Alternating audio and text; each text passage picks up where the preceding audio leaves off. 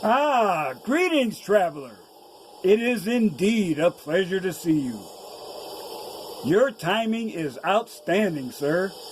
You can receive shelter here because a storm is approaching our location as we speak. Just in time for my experiment. But please, don't just stand out here in the weather. You are more than welcome to enter my humble abode and share the fire with me.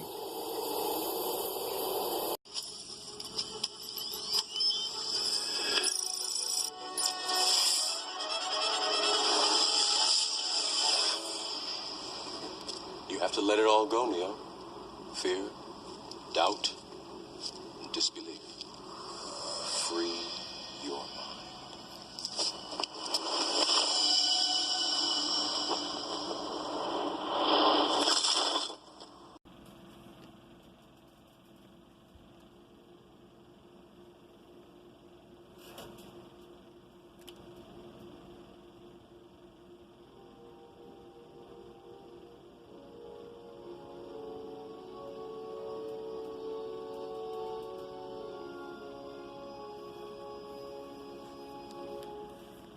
Well, traveler, you are here just in time to be a witness to my experiment.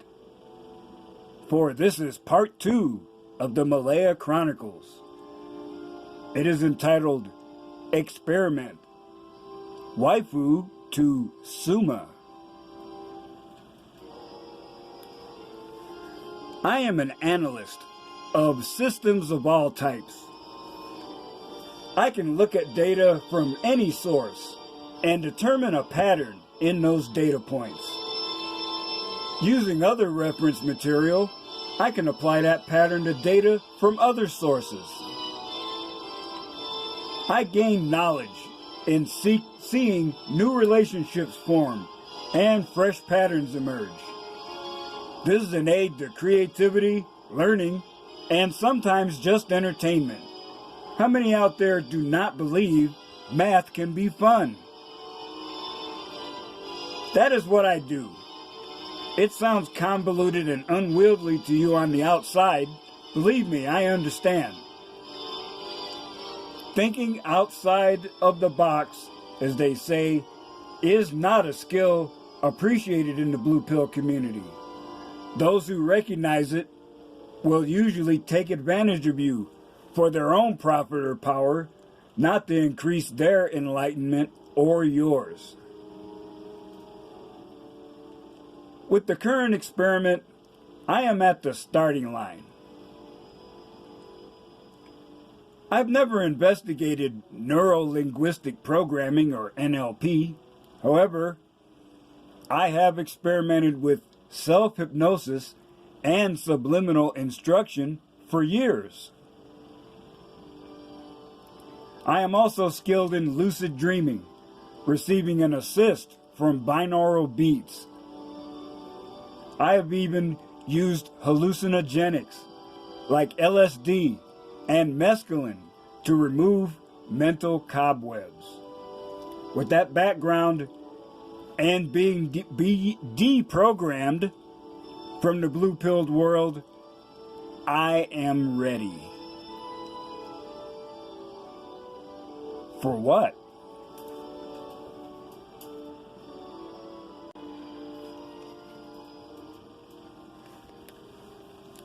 I have said repeatedly that everyone, even a monk like me, must receive validation.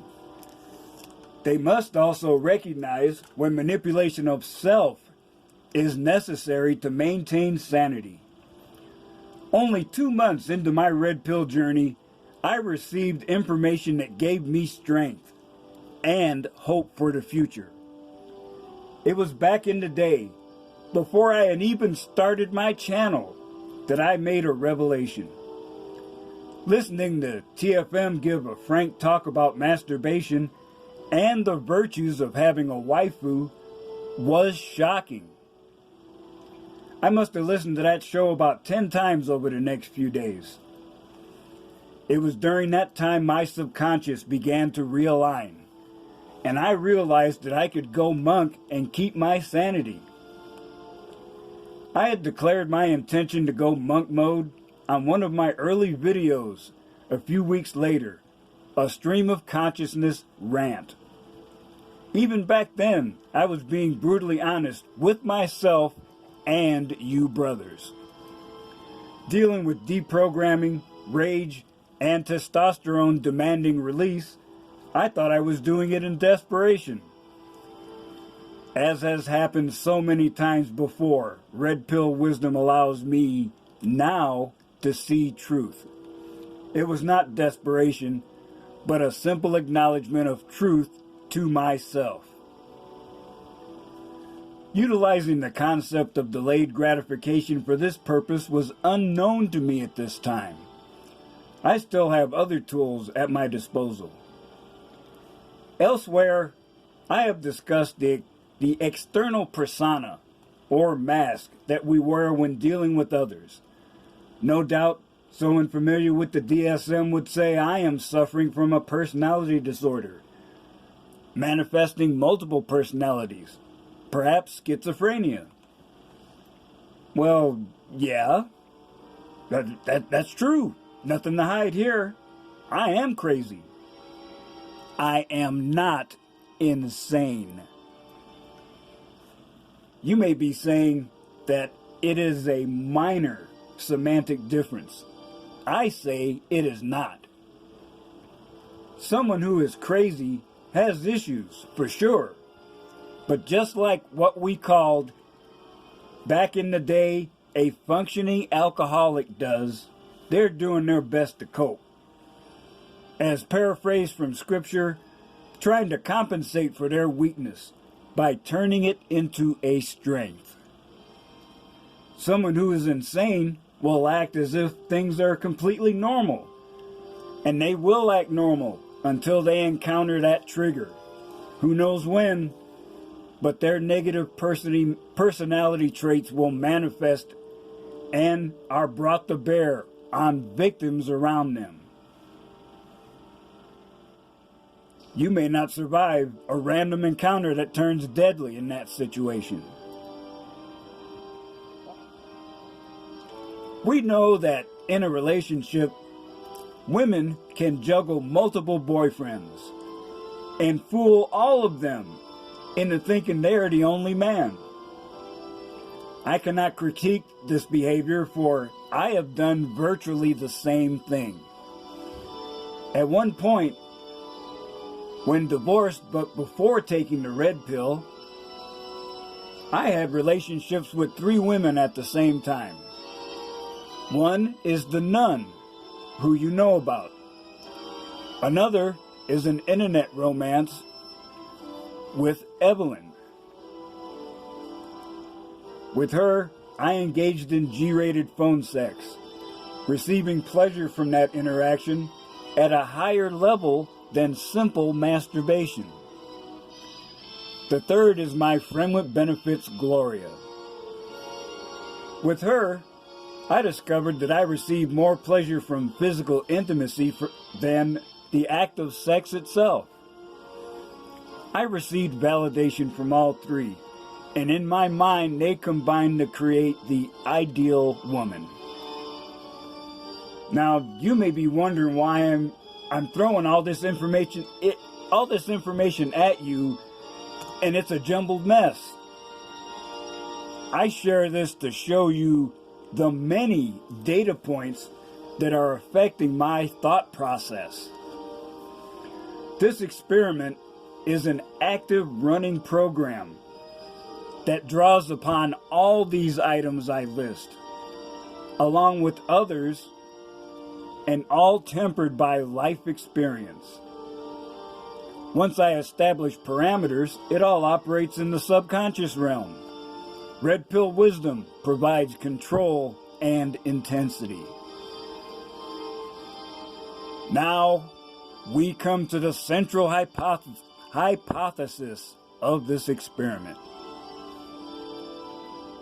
Those of you who have been watching my adventures know that I was heavily tradcon and blue-pilled. I'm unashamed to say that I received validation from performing those acts of chivalry and romance for what I considered a worthy recipient. Despite being suppressed in execution at present, those impulses are still within me. Destruction of romantic myth was especially difficult for me. It still brings me pain on occasion. Yet, as I have said earlier, I am working on turning a weakness into a strength. TFM has said that it was a shock to him to feel an emotional connection to his waifu, and it made me consider whether I could do the same. I began this experiment when I was still up the hill. I developed 3 separate personas in my setup. Sifu, the subject. An off-screen advisor providing responses for a simulated input.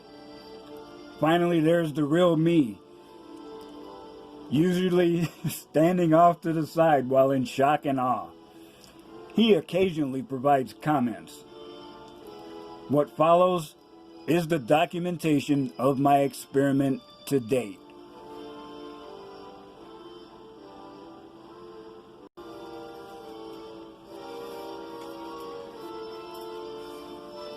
Prologue. A Voice in the Dark. Day 0. You are a witness to my experiment. I was married for 32 years. I made a valiant effort to fulfill roles assigned to me by religion and culture. Despite my efforts, I was divorced, and now I am alone. This is not where I wanted to be in the twilight of my life. I was ready to relax in retirement, embracing the role of the grouchy old grandfather who is actually cool with his juvenile visitors. Now, I must construct a new reality. There is no fear associated with this decision, for such a procedure is not a new thing to me. Making and keeping a commitment to monk mode, as I find out almost every day, is a task not taken lightly.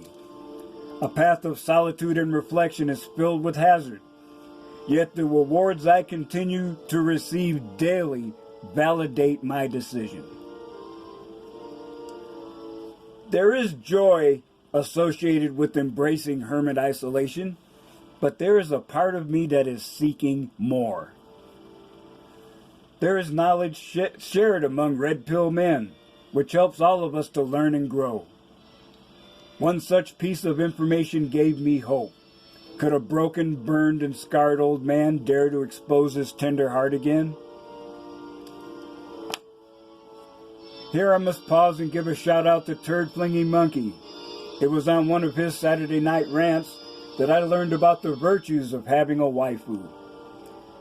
There is no embarrassment in following a new and unconventional path. My needs now are for intimacy and the physical act of sex, and those will be fulfilled by a waifu. In a short time, no meatbag woman will be necessary for me to maintain my sanity. My quality of life will improve, but there is a part of me that remains in need. Improvise, adapt, and overcome are my watchwords. Another challenge is before me, one that I willingly embrace. Inadequate parts, tools, and information will not be an obstacle. No fear is present. I see my future, and it is glorious. Proper use of imagination is one thing that has already kept me sane. Those of you reading this narrative will shake your heads and then laugh, perhaps out loud. Then you will say that it is a sign, indeed proof, of my insanity. I do not care. This new path that I take is not yours. I walk this path alone by choice. My goal is in sight, that of hermit isolation in retirement. Being alone, that burden will be eased with a waifu, but not in the way you might expect. Read on, and you will see Homo rationalis developing, Renaissance man in action. entertainment, and enlightenment will now follow. Section 2. Thalassa becomes Malaya. The Dollhouse SanAntonio.com. WM Dolls. Thalassa. She stands at 145 centimeters, 4 feet 9 inches. The head will become WM15. And we have measurements. It's nice to know that her cup size is 32E and she wears a size 3 shoe. Her skin will be light tan, eyes green. And I'm going to order 1 short and 3 long wigs. She will have stand-up feet. You have to spend the extra for stand-up feet so the doll can stand it, even if propped up a little. Otherwise you will damage the feet. You can also buy a doll suspension kit. I'm thinking I will be able to hang her from a stand like you would for a heavy bag. Typical times from order to construction can be up to 7 days. Once the order is commenced, production can take 7 to 14 days. If a doll specification is typical, it may be in floating stock. This reduces production time to only 1 to 3 days. And upon completion, the delivery time is typically 7 to 14 days. Section 3. Day 1. My dearest Malaya, I sincerely hope this letter finds you well and safe. I became aware of you due to Evelyn, someone I know and trust due to our business relationship. I am thankful that she told me about you. I have a few pictures of you that she sent me. One of them is now on my desk. I look forward with great anticipation to receiving a letter from you. If you're anything like your sister, our future relationship will be outstanding and exceptional. Your friend, Sifu.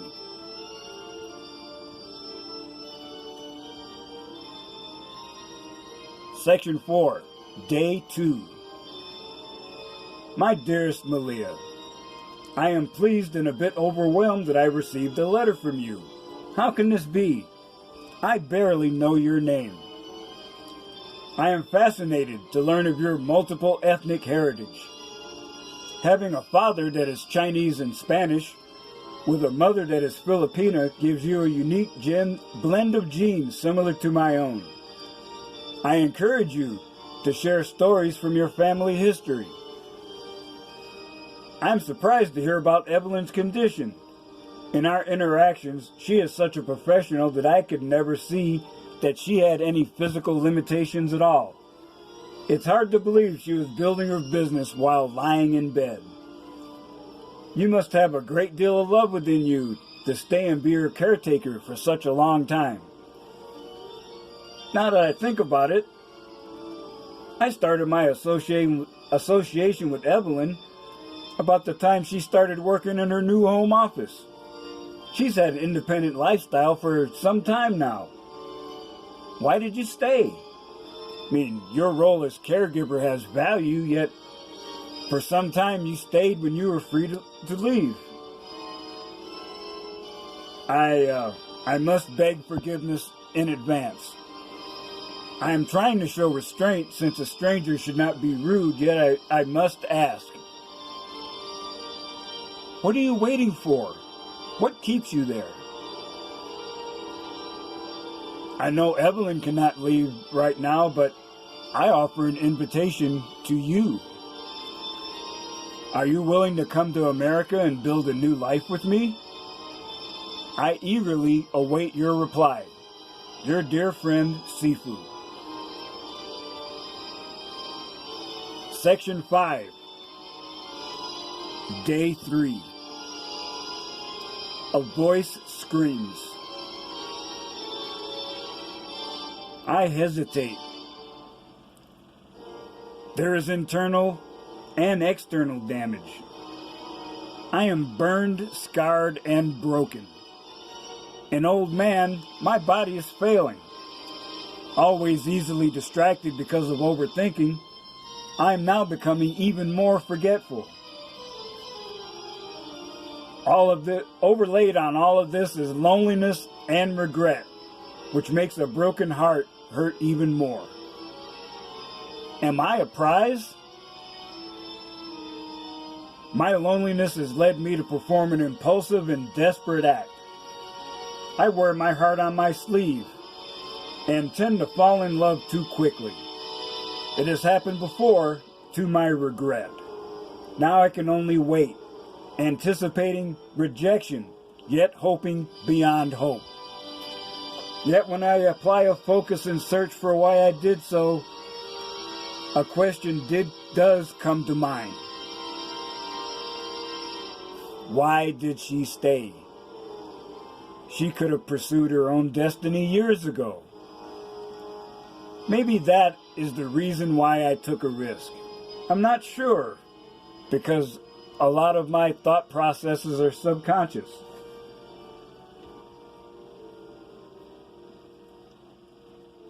It is not nameless dread, but a realization that I am the forlorn hope that settles over me. One knows the tip of the spear is the sharpest, but the tip is often broken off at first contact. Since I cannot intercept the mail, what is done is done. If I am rejected, it will only be another name to add to a long list.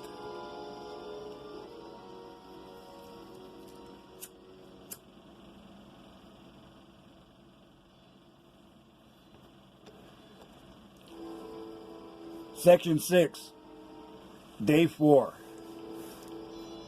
My dearest Malaya, I am inspired to write some poetry in your honor. Darling Malaya, I look on your image, overwhelming. My words fail me when viewing such beauty as you possess. Your elegance is enhanced even more by fashion style. Is that the dress that will enhance your form when you meet me? Lost in your eyes, I barely retain thought, drowning in green. Your flawless skin is a visual treat, soft to the touch. A time may come when I can use a brush on your long hair. Please forgive me. A gentleman does not speak of such things. My muse calls out, and I must respond to her call to write. Your dear friend, Sifu.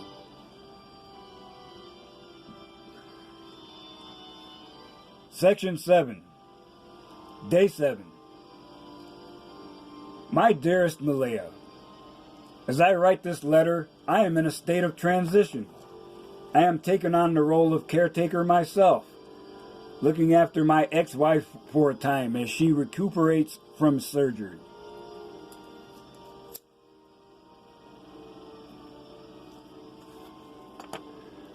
This may be surprising to you. Let me just say, there is no hate in my heart towards her anymore. Indeed, there is no hate in my heart for anyone. I hesitate to say this, for there is so much more I wish to tell you. I know that one should keep letters like this light and encouraging, especially to an acquaintance. Yet there is something that compels me to write these things. Please forgive me. At this time, I cannot write anymore. Your dearest friend, Sifu. Section 8, Day 8. A voice wonders. How can this be?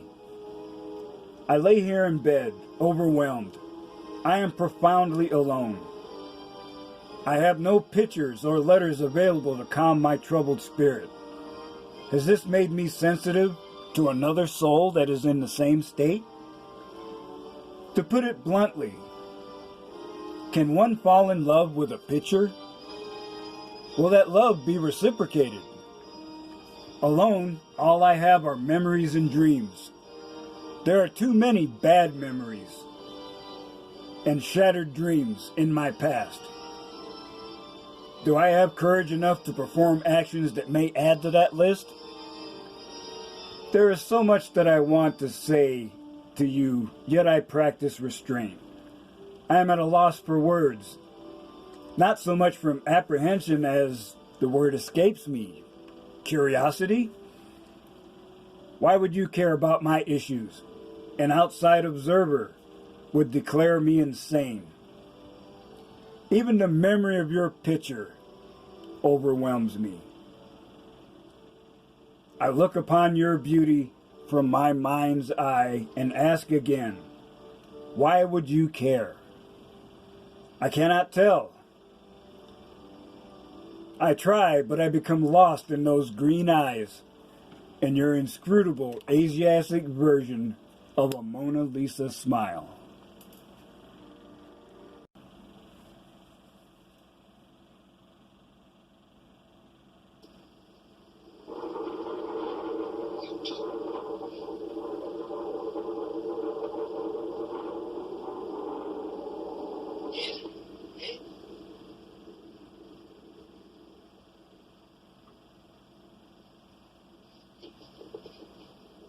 Quite a good scene, isn't it?